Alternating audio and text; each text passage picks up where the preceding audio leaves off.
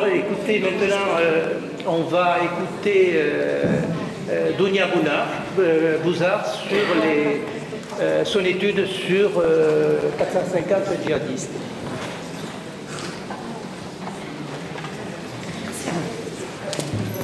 Bon, ça ne va pas être facile de retourner sur les djihadistes après ce débat.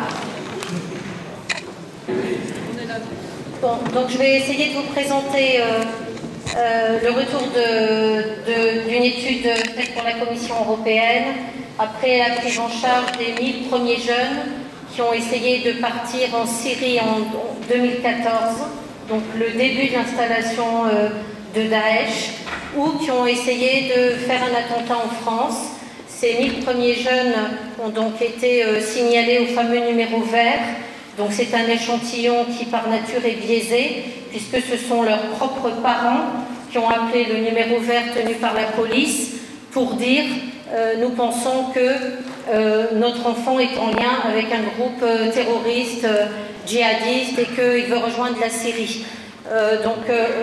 Vous verrez dans les statistiques que donc ils ne représentent pas l'entièreté des 20 000 personnes qui sont actuellement fichées, puisque en France, il faut savoir qu'on a eu une idée du nombre de jeunes qui étaient attirés par le projet djihadiste de manière subite, puisque 2014, on a donc 20 000 familles qui appellent les services de police, ce fameux numéro vert, tenu par la police. C'est important puisque ce n'est pas un numéro vert neutre, impartial, tenu par une association, c'est un numéro tenu par la police, donc vous imaginez la perte qu'on a des appels par toutes les familles qui ont l'impression de ne pas avoir les moyens de pouvoir combattre une injustice, s'ils s'étaient trompés, si leur enfant finalement n'était qu'en crise d'adolescence, ou s'ils faisaient une crise mystique, ils n'ont pas les moyens de se payer un avocat, ils n'ont pas le réseau culturel pour faire face à une injustice. Donc on a une énorme perte et pourtant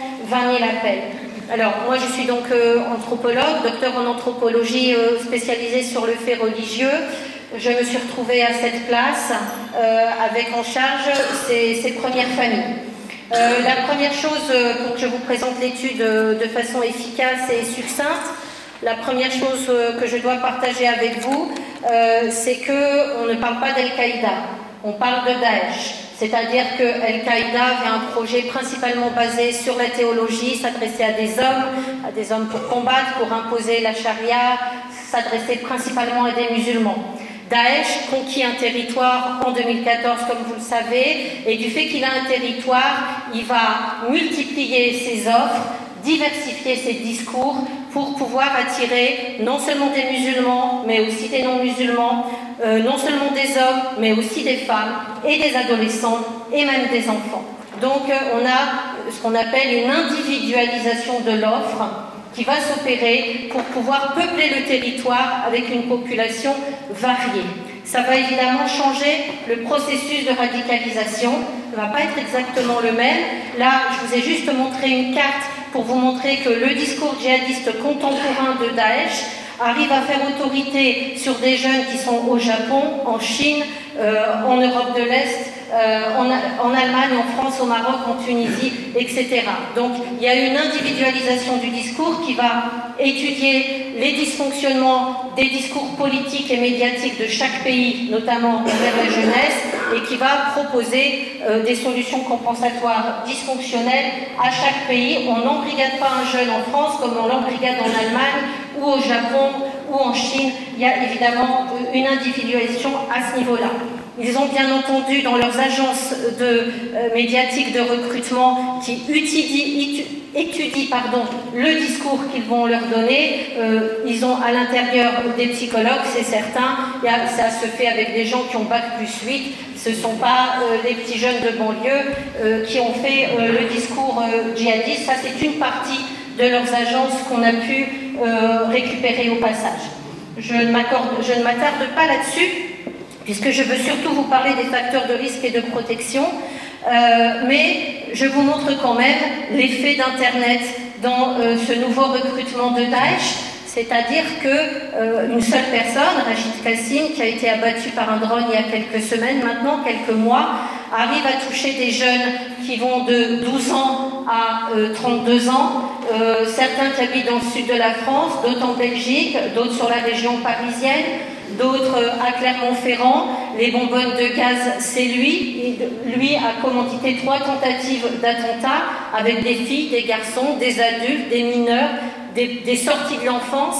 Tout ça, ça peut être le même personnage, puisque évidemment Internet va le permettre.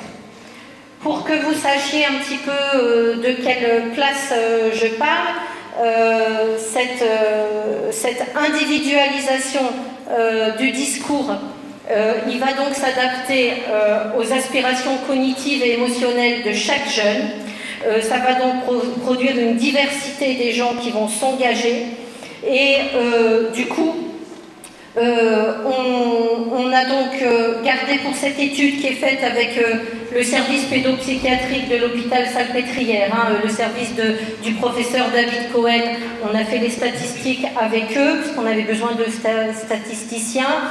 On a gardé 450 jeunes, dont 100 qui étaient déclarés piétistes, mais dont on avait la charge par les préfectures et les autorités de police, donc tous signalés au numéro vert. Et la grande chance que nous avons eue, c'est d'avoir eu accès aux caractéristiques individuelles, sociales et psychologiques, voire médicales et culturelles de la famille sur 2 générations.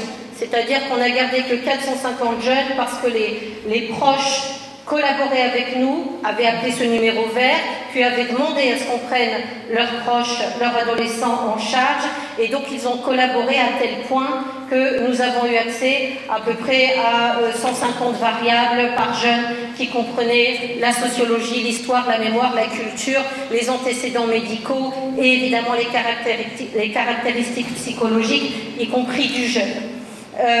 On les a suivis sur 2 ans, ce qui nous permet aussi d'avoir une recherche directe, ce qui est très rare chez les djihadistes. Vous avez beaucoup de recherches qui se basent sur ce qu'on appelle une donnée de seconde main, c'est-à-dire des déclarations de djihadistes aux journalistes, ou des djihadistes qui sont déjà incarcérés et qui sont donc à la fin de leur changement cognitif, au bout de leur processus de radicalisation. Nous, on a eu cette chance d'avoir eu des adolescents qui n'étaient pas complètement aboutis, avec qui, bien sûr, c'était plus facile de déconstruire. Vous voyez, quand je vous parlais de biais dans les statistiques, on a eu un 66% de jeunes femmes et 34% de masculins, parce que les familles détectent plus facilement finalement le début de radicalisation et donc les ruptures des filles que des garçons. Et puis on a eu 50% de classe moyenne, donc d'enfants radicalisés, des parents professeurs, des parents fonctionnaires qui nous ont appelés, qui ont appelé la police, ce qui ne reflète pas forcément les statistiques nationales des jeunes qui ont essayé de partir en Syrie, bien entendu. Mais cette étude est intéressante parce qu'elle permet d'avoir accès à un recueil de données qu'on appelle implicite et pas uniquement explicite. C'est-à-dire qu'en ayant accès à l'historique d'avant la radicalisation, on peut étudier pourquoi le discours djihadiste a fait autorité sur ce jeune-là précisément à ce moment de son histoire. Sachant que, bien entendu, si le discours djihadiste a fait autorité, c'est qu'il a fait sens à un moment et qu'il a comblé quelque chose. Et donc, ça permet de travailler là-dessus. Au niveau statistique, le rapport de Ciotti et Minucci en 2015, ils ont quand même, au niveau national, sur les 20 000 djihadistes français qui sont fichés aujourd'hui, on a quand même 49% de familles converties. Donc 49% de familles qui n'étaient pas musulmanes au moment de la radicalisation du jeune. Et on a quand même 35% de femmes, ce qui est quand même important et différent d'Al-Qaïda et qui illustre cette individualisation dont je vous ai parlé tout à l'heure. Alors, quels sont les premiers résultats ? La première chose, en étudiant les discussions avec les recruteurs et en ayant ce recul, on a pu s'apercevoir qu'il y a, on peut dire, 4 dimensions dans le processus de radicalisation, une quadruple dimension. une approche qu'on peut qualifier d'une approche émotionnelle, qui va être principalement anxiogène, qui va faire peur aux jeunes, qui va lui enlever sa confiance en l'humain, qui va le mettre en rupture de la société et de la loi humaine in fine. On a une approche relationnelle qui va être basée sur la fusion à l'intérieur du groupe et sur une exaltation de groupe. Il va y avoir une approche évidemment cognitive qui va changer sa définition de lui-même, changer la définition des autres, changer la définition aussi sa vision du monde, et puis une approche idéologique, tout ça bien sûr avec le fond d'une redéfinition de l'islam ou d'interprétation, disons, littérale de l'islam, appelez-le comme vous voulez. Si on décortique un peu l'approche anxiogène, on se rend compte que l'approche anxiogène est une préparation à l'utilisation de la violence. C'est-à-dire que la violence d'un djihadiste n'est pas une simple expression de ses instincts, ni même une simple préparation militaire, mais il y a bien une mise en condition qui prépare l'utilisation de la violence et qui est opérée par cette approche anxiogène. L'approche émotionnelle anxiogène, elle produit de l'anxiété sur le jeune, notamment via Internet, en utilisant, comme vous le savez, la théorie du complot, hein, tout ce qui est théorie conspirationniste, et qui va forcément faire douter le jeune de la confiance qu'il peut donner envers les interlocuteurs qui contribuaient auparavant à sa socialisation.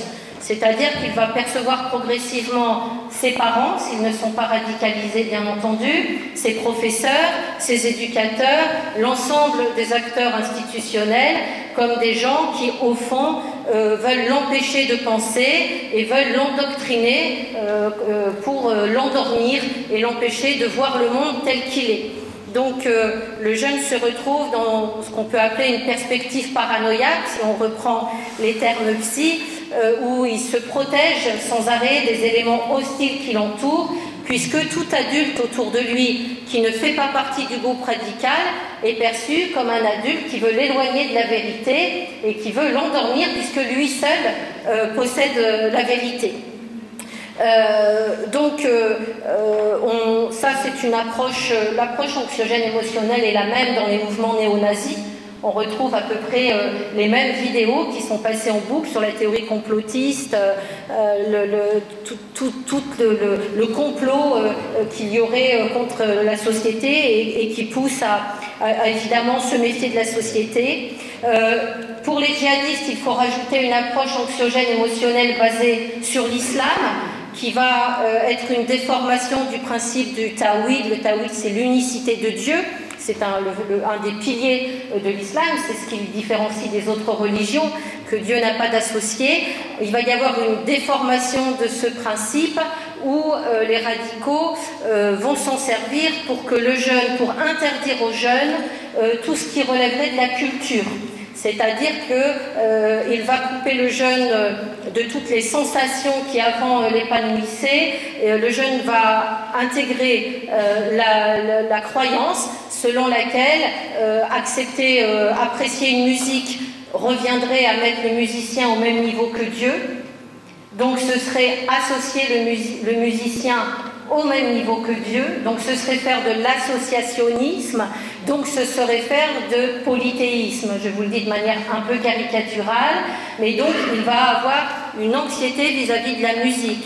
L'image aussi, accepter une image, accepter une photo, accepter une œuvre d'art, ce serait mettre le créateur, le dessinateur, l'artiste au même niveau que Dieu, donc faire l'associationnisme, on appelle ça du shirk en arabe, donc ce serait du polythéisme, donc ça voudrait dire ne plus être musulman quelque part, puisque ce serait ne pas respecter le principe d'unicité de Dieu. C'est une approche anxiogène extrêmement importante qui mène les jeunes à se mettre en rupture avec l'école, à ne pas faire de dessin, à ne pas faire de musique, à ne plus aller au cinéma, à éteindre la télévision, à ne plus vouloir que maman mette l'autoradio dans la voiture parce qu'il pourrait éprouver du plaisir en écoutant la musique et ça l'amènerait en enfer.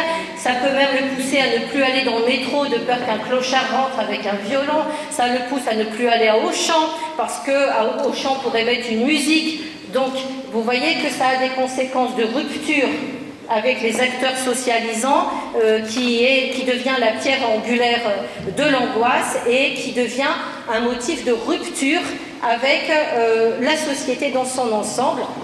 En même temps, ça provoque aussi un empêchement de l'expérience du plaisir, puisque, comme vous le savez, c'est par la culture qu'on incarne des choses, qu'on les ressent. Il y a donc un début de déshumanisation de soi qui s'opère juste avec cette approche anxiogène. Avant d'atteindre la déshumanisation des futures victimes, le djihadiste est déjà lui-même coupé des sources d'émotions positives habituelles qui animent normalement n'importe quel être humain. Et non seulement il y a une disqualification des émotions positives, mais en plus de ça, ces anciennes activités positives qui contribuent à l'épanouissement de l'être humain sont vécues comme quelque chose d'anxiogène, deviennent des activités anxiogènes. Donc il y a une auto-exclusion qui s'opère de l'individu et il ne bénéficie plus des interactions qu'il avait avec les gens qui l'entouraient avant, puisque ça aussi, elles sont perçues, sa famille non radicalisée, ses professeurs, ses anciens amis, etc., ils sont maintenant perçus comme des sources de danger qui le détourneraient de la vérité. Donc il y a tout un enchaînement comme ça que je ne peux pas trop approfondir. Mais ce qu'il faut retenir, c'est que le groupe radical, dès ses premiers petits pas du processus de radicalisation, le groupe radical devient le seul espace où le radicalisé ou le jeune en voie de radicalisation se sent en sécurité. Il ne se sent en sécurité qu'avec ceux qui pensent comme lui, bien entendu.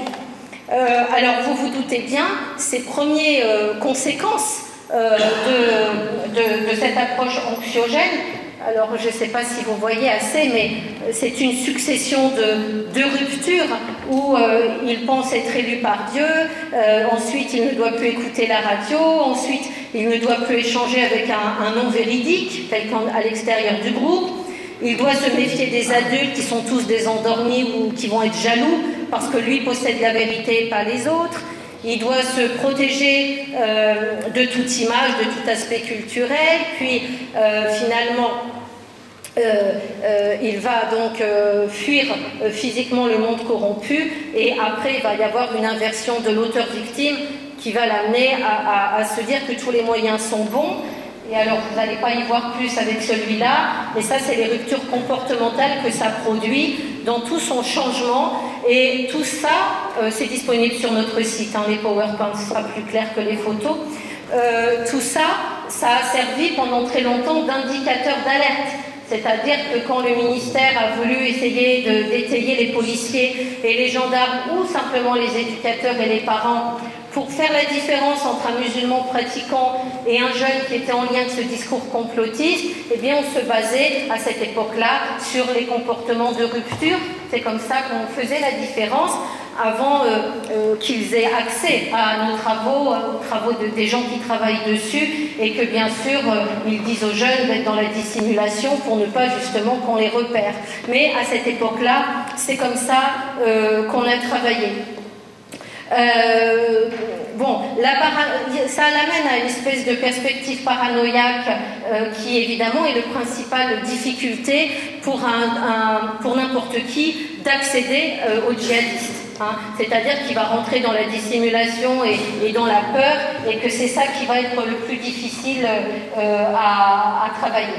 Alors, il y a la question de l'approche relationnelle. L'approche relationnelle, vous la connaissez, je pense, mieux que moi.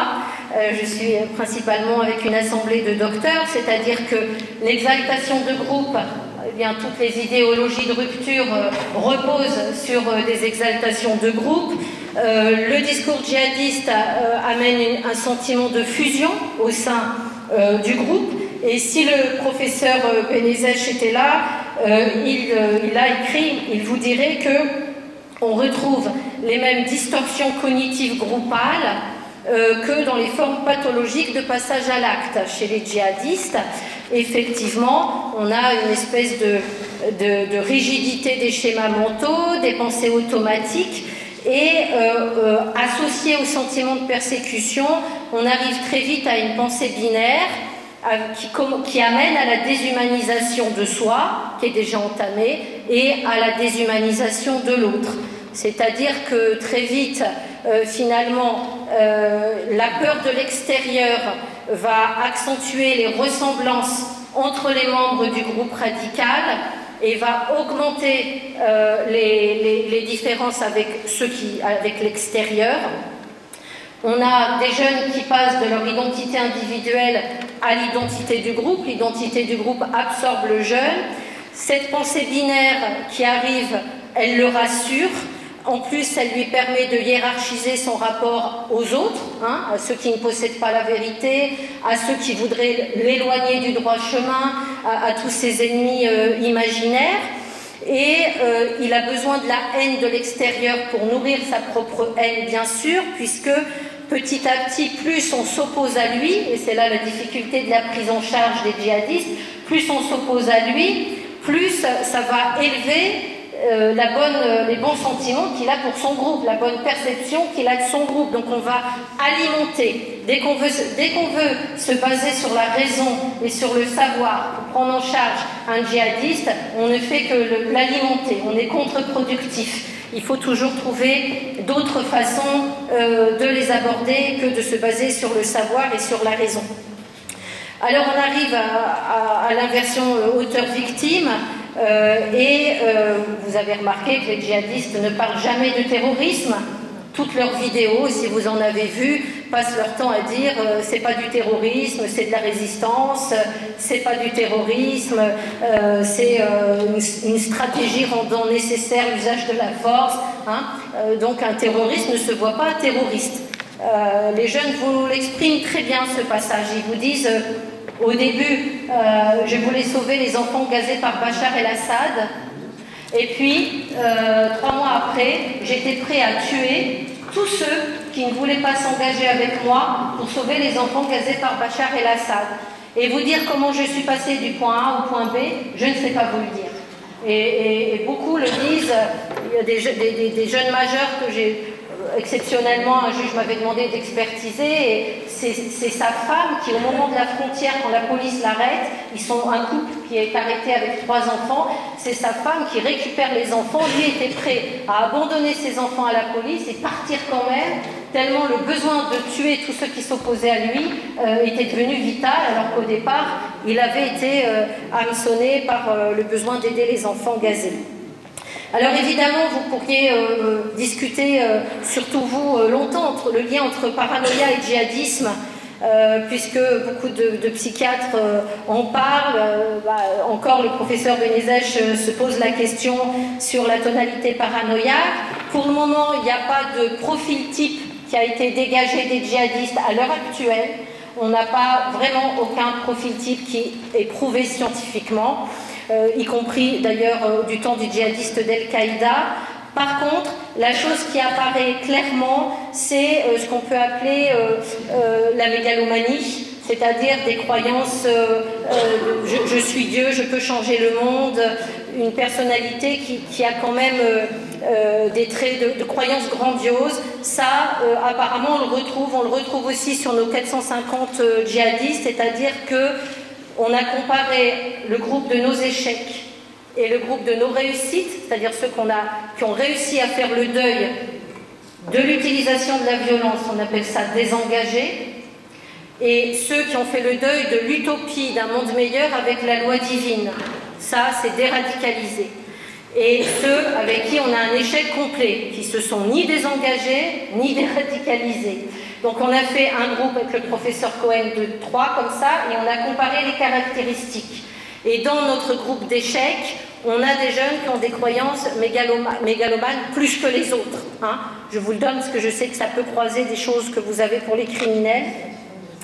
Et autre chose importante sur l'approche relationnelle, c'est que tous les facteurs de risque sont pratiquement liés à cette approche relationnelle. C'est-à-dire qu'en clair, dans les facteurs de risque, dans notre groupe d'échecs, les 20% où on n'a rien réussi à faire, aujourd'hui ils sont soit en prison, parce qu'ils ont essayé de commettre un attentat quand même, soit ils sont morts parce qu'un drone leur est tombé dessus, soit ils sont en prison sans avoir commis d'attentat. Donc nos 20% d'échecs, alors tous, enfin une grande proportion au niveau, comment on appelle ça, des statistiques significatives, je ne sais plus comment vous dites ça, discriminantes, on a 40% de jeunes qui connaissaient un proche radicalisé avant son processus de radicalisation. Donc vous allez voir, ce sont des variables qu'on appelle des variables de proximité, hein, toutes les variables négatives de devenir, c'est-à-dire toutes les caractéristiques du groupe avec qui on a été en échec sont des variables de proximité. Donc 40% de ces jeunes-là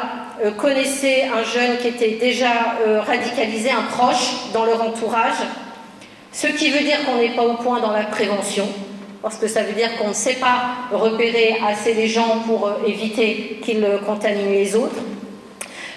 Dans les jeunes de classe sociale moyenne, c'était la relation amoureuse. Ils avaient quelqu'un de proche, c'était une relation amoureuse. 55% c'était la relation amoureuse, contre 30% en classe populaire. Donc le djihadisme passe par l'amour dans les classes moyennes. Et 20% qui avaient un membre de la famille déjà radicalisé. Hein, tout ça, dans cette première variable, connaître un proche radicalisé. Très très peu de jeunes, mais ça a déjà été dit tout à l'heure, ont été radicalisés en mosquée. Mais la raison est très simple, hein, c'est qu'un imam djihadiste n'existe pas, puisque les djihadistes refusent de faire la prière derrière quelqu'un qui accepte de vivre dans un pays régi par la démocratie et la loi humaine. Puisque j'ai parlé de la musique et du dessin, mais ne parlons pas des députés. Hein, un djihadiste ou un salafiste ne peut pas voter et contre la démocratie, puisqu'il estime que cela reviendrait à mettre un député, à accepter de mettre à la même place que Dieu un député. Donc, a fortiori, il va combattre la démocratie, il ne va pas participer au vote. Bien. Donc, un imam qui accepte de rester dans un pays régi par la loi humaine n'est pas acceptable. Donc ça va soit dans les caves parce que c'est des réseaux qui vont préparer le départ, mais c'est plus rare d'être radicalisé en mosquée en France bien entendu. Autre chose, on retrouve quelque chose qui a déjà été prouvé par les psychiatres, c'est que le fait de connaître quelqu'un proche donc, va faciliter le système, le changement cognitif. Le deuxième variable, c'est être marié à un radicalisé. Le couple est un groupe radical à l'intérieur d'un groupe radical. Donc ça va multiplier toutes les étapes de changement cognitif. Alors, moi, je suis une ancienne éducatrice avant d'être docteur en anthropologie. Du temps où je m'occupais de délinquants, quand un délinquant se mariait, on trouvait ça toujours bien. On se disait, ben, ça va l'obliger à se calmer, ça va l'obliger à se réinsérer. Alors, je ne sais pas si ça a été prouvé au niveau des recherches, mais j'avais cette croyance. En tout cas, ça ne fonctionne pas pour les djihadistes. Bien au contraire. Dans le groupe des 20% d'échecs, on n'a pratiquement jamais réussi à sortir un couple radicalisé, ni du désengagement, ni de la déradicalisation. C'est très très rare. Les petits progrès qu'on a pu avoir avec un couple radicalisé, c'est pratiquement impossible. La troisième variable, c'est que dans les groupes d'échecs, ce sont les jeunes qui ont embrigadé quelqu'un physiquement. Je ne vous parle pas d'embrigadement virtuel par Internet, parce que ça, c'est tous. Ils sont tous à la fois embrigadeurs et embrigadés. Hein. C'est l'auteur-victime. Je vous parle de quelqu'un qui a embrigadé physiquement quelqu'un. Là aussi, ça le retarde dans la remise en question qu'il peut avoir de son processus, comme si le fait que ses arguments, ses croyances aient marché pour quelqu'un d'autre, eh bien, c'était forcément, c'est encore plus dur de les remettre en question, puisqu'elles ont persuadé quelqu'un de partir ou de passer à l'acte. Donc, la question d'auteur-victime s'articule de façon plus difficilement. La cinquième variable, c'est, comme je l'ai annoncé tout à l'heure, quelqu'un qui s'est engagé parce que le discours djihadiste lui faisait une promesse de toute puissance. Donc quelqu'un qui avait une tendance mégalomane, ceux-là aussi vont être plus difficiles à sortir de l'utopie d'un monde meilleur avec le djihadisme. Donc là, on est là-dessus, sur cette approche relationnelle. Au niveau de l'approche cognitive, on a aussi croisé nos constatations avec une statistique, une analyse MCA du docteur Cohen. Et on a essayé d'isoler les besoins, c'est pour ça que tout à l'heure je rebondissais sur la question des besoins. En France, ce n'est pas un besoin économique que les djihadistes, le discours djihadiste essaye de combler. Ce sont des besoins très différents à tel point qu'on a tiré 8 grandes catégorisations. Donc la première promesse du discours djihadiste qui touche certains jeunes, c'est la promesse de toute puissance, c'est-à-dire que ça touche souvent des jeunes qui ont essayé, qui se posent des questions sur leur virilité, qui ont des fois échoué à des concours de policiers ou de militaires, qui avaient besoin d'être utiles, qui avaient besoin d'un groupe d'hommes, et ils ont été récupérés avec une promesse de toute puissance. Vous avez la promesse de sauver sa famille de l'enfer, qui s'adresse plutôt à des enfants parentifiés, l'enfant qui a soigné sa mère d'un cancer pendant 5 ans, l'enfant qui traduit tout à la maison pour les nouveaux arrivants, mais il y en a peu, enfin l'enfant parentifié, où là, il veut mourir pour intercéder envers sa famille, avec souvent une mort brutale dans les antécédents. C'est très souvent que les sauveurs ont dû faire un deuil d'un proche de la famille.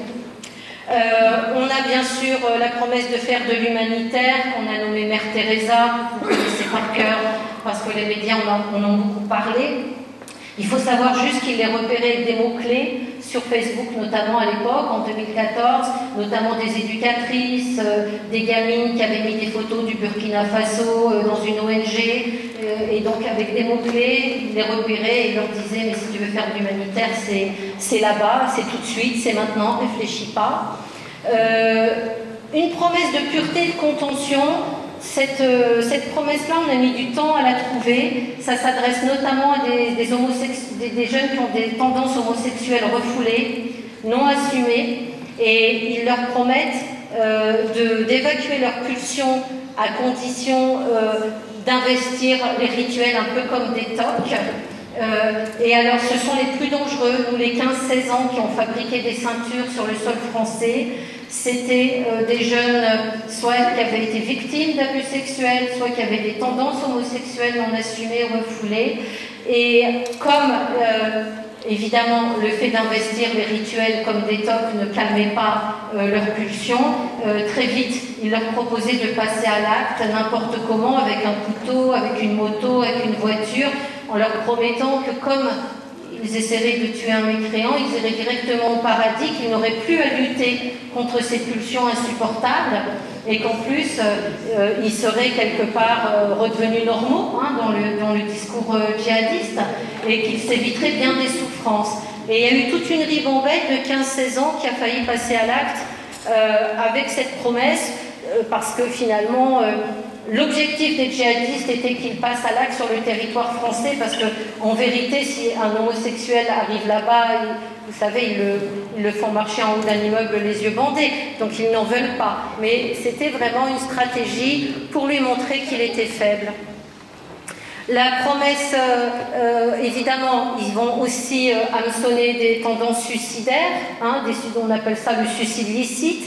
On le reconnaît, celui qui est dépressif avant, parce que souvent il change de motif d'engagement, c'est-à-dire que finalement tous les discours djihadistes font autorité sur lui, font sens et autorité. Un jour il veut faire de l'humanitaire, l'autre jour il veut intercéder pour sa mère qui est alcoolique, le troisième jour il veut de la toute-puissance, enfin, il change, et en fait on s'aperçoit ensuite qu'il a des tendances suicidaires. La promesse du monde égal et fraternel, personnellement, c'est celle qui m'a beaucoup touchée. C'était des jeunes qui avaient beaucoup investi la devise républicaine et à qui ils font croire que la loi humaine ne peut pas amener l'égalité et la fraternité. qu'il n'y a qu'à ouvrir les yeux, que c'est que de la corruption, que des magouilles, etc. Mais que par contre, avec la loi divine, on pourra appliquer la devise républicaine.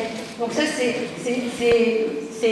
assez douloureux, je trouve, d'avoir autant de jeunes qui ont surinvesti la citoyenneté et finalement qui en ont fait quelque part, qui arrivent à croire qu'avec la loi divine, il pourrait y avoir une meilleure fidélité au principe d'égalité. Ça, ce sont souvent des jeunes qui sont plutôt étudiants, qui sont plutôt lettrés, sont des jeunes couples. Voilà, sont Alors chaque mythe, chaque promesse, chaque hameçonnage va avoir ses propres vidéos. Hein, c'est-à-dire qu'il y a une diversité, une individualisation du discours, mais il y a aussi une individualisation des supports vidéo qui est adaptée.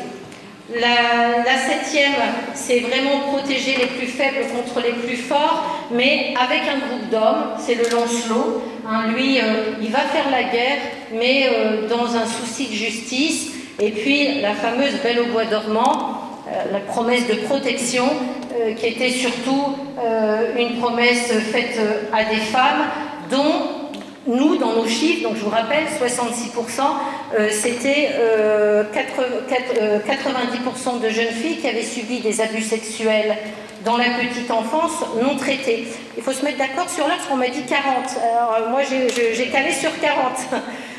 C'est 40 ou c'est 30 que... Il faut juste... là, on en est à 25. J'ai commencé à 20. Bon, écoutez, je fais au maximum. Dites-moi, j'ai... 30 ? D'accord. Bon, ouais, alors, bon, du coup, j'aurais pas dû tant tarder. Je vais juste... Je ne peux pas vous passer les équivalences en psychiatrie que le docteur Cohen a fait, mais le docteur Cohen avait fait une équivalence des promesses qui sont faites avec des nomenclatures psychiatriques. Donc je les passerai pour ceux qui les veulent, parce que du coup, c'est un article qui est sorti, hein, de toute façon, des articles scientifiques ont été élaborés, et donc il a fait une équivalence, donc je passe. Dans les...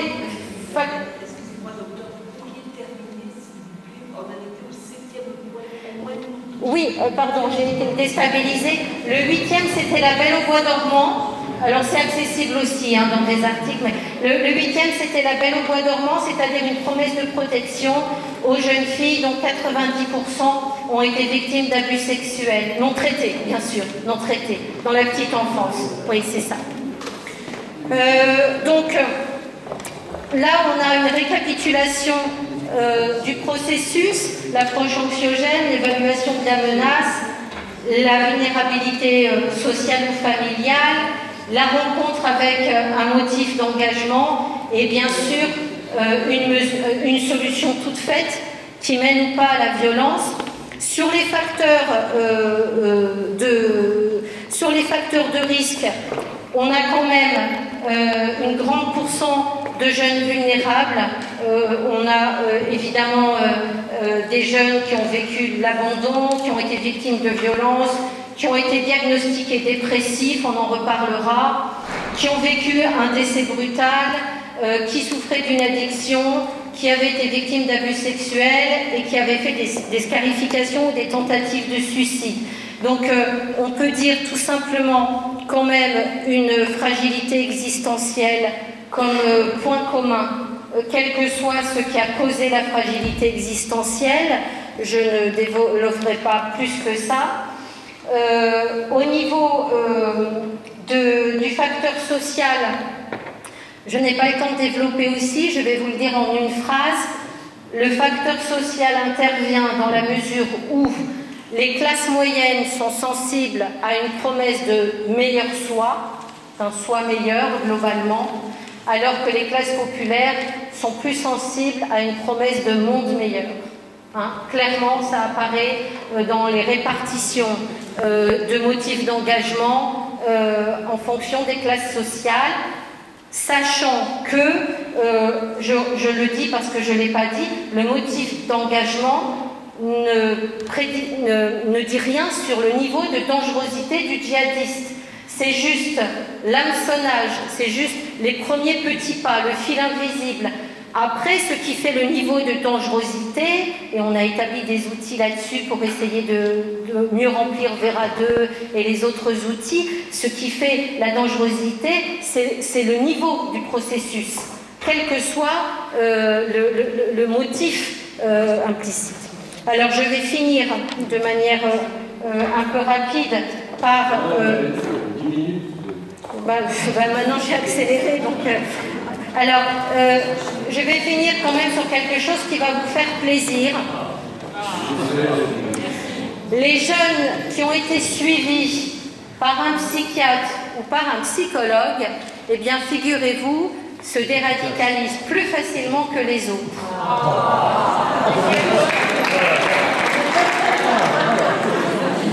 Comme M. Jourdain faisait de la prose sans le savoir, les psychiatres et les psychologues font de la prévention à la radicalisation sans le savoir. Alors, il y a plusieurs hypothèses. La première hypothèse, c'est quand même que le fait d'avoir déconstruit la complexité humaine avec un tiers de confiance, ça a laissé une empreinte. Ça a laissé une empreinte sur le facteur humain, sur la complexité du facteur humain. Et donc, peut-être que quand on les prend en charge 4 ans plus tard, il en reste quelque chose et que la perspective paranoïaque se détruit pas aussi facilement que quelqu'un qui n'a pas travaillé. Donc, sur le tiers de confiance, peut-être que ça a laissé une empreinte. Sur la complexité de l'humain, puisque le discours djihadiste veut éliminer le facteur humain, ça a peut-être laissé des traces aussi d'avoir, avant la radicalisation, déconstruit quelque chose de soi. Il y a peut-être aussi l'hypothèse que mon équipe était interdisciplinaire et peut-être qu'on a plus facilement perçu des besoins psychologiques ou psychiatriques compensés par le discours djihadiste et qu'on est arrivé à se substituer à Daesh pour les prendre en charge de façon moins dysfonctionnelle, alors que des besoins sociaux, des révoltes politiques, c'était plus compliqué sur un temps bref, ou qu'on était moins outillé pour le faire, c'est possible aussi. En tout cas, c'était vraiment flagrant. On a un article, si vous voulez l'article scientifique, c'est Campello and Hall qui a été publié, où on a vraiment les détails. Quand il y a un psychiatre et un psychologue dans l'équipe de suivi du djihadiste, c'est pareil, c'est un succès. C'est-à-dire que dans ceux qu'on a réussi à sortir, c'est toujours qu'on est arrivé à transmettre, leur redonner confiance pour qu'ils voient un psychologue ou un psychiatre, l'un ou l'autre. Il y en a avec qui on n'a pas réussi, on se considérait un peu comme un sas de transition, nous, un peu comme un sas entre un espace intermédiaire entre Daesh et le monde réel et les institutions. Et quand on arrivait à ce que le djihadiste voit un psy, finalement, ça fonctionnait.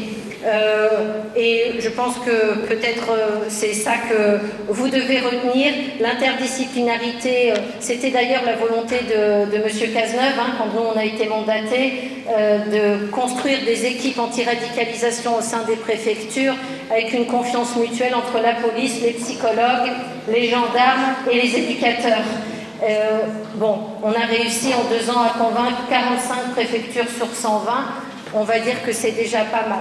Je vous remercie. Je laisse la parole.